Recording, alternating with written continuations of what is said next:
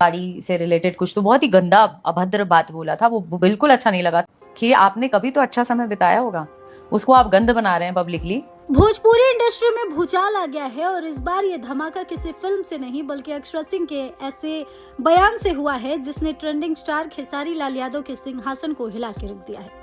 एक इंटरव्यू के दौरान जब अक्षरा सिंह से खेसारी और काजल राघवानी के रिश्तों पर सवाल हुआ तो उन्होंने सरेआम वो कड़वा सच उगल दिया जिसे सुनकर आप दंग रह जाएंगे।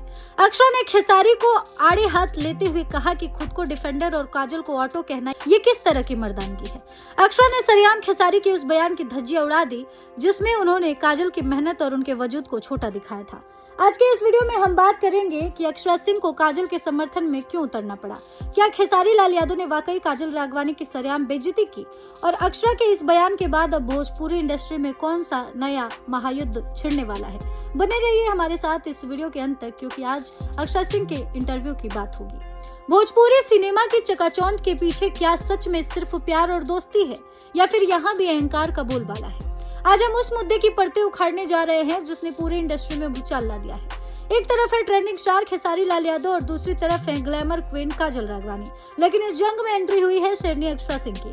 अक्षरा ने एक ऐसा बम फोड़ा है जिसके बाद खेसारी के उस पुराने बयान की राख फिर से सुलग गई है।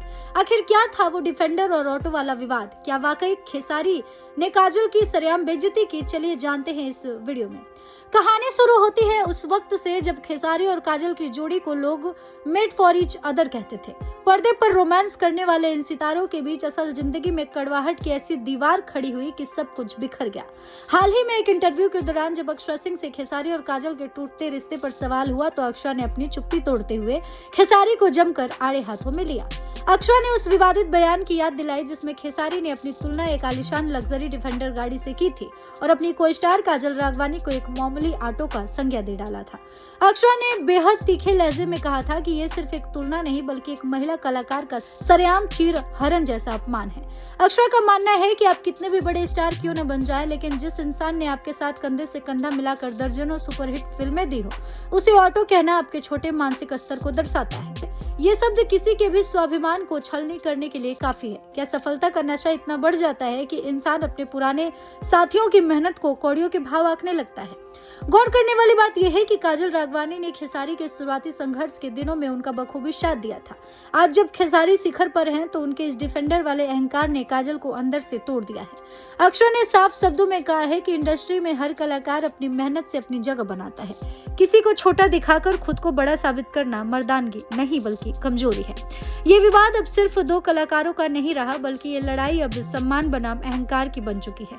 सोशल मीडिया पर भी फैंस दो गुटों में बंट चुके हैं। कोई खेसारी के स्वैग को सही ठहरा रहा है तो कोई काजल के आंसुओं और अक्षरा की निडरता को सलाम कर रहा है। लेकिन सवाल तो अभी भी खड़ा है, क्या खेसारी लाल यादव अपनी इस गलती पर कभी माफी मांगेंगे या फिर ये डिफेंडर और ऑटो की जंग भोजपुरी सिनेमा के इतिहास का सबसे काला अध्याय बनकर रह जाएगा? अक्षरा सिंह के इस बयान ने आग में घी डालने का काम तो कर दिया है। अब देखना यह है कि काजल राघवानी इस पर आगे क्या रुख अपनाती हैं।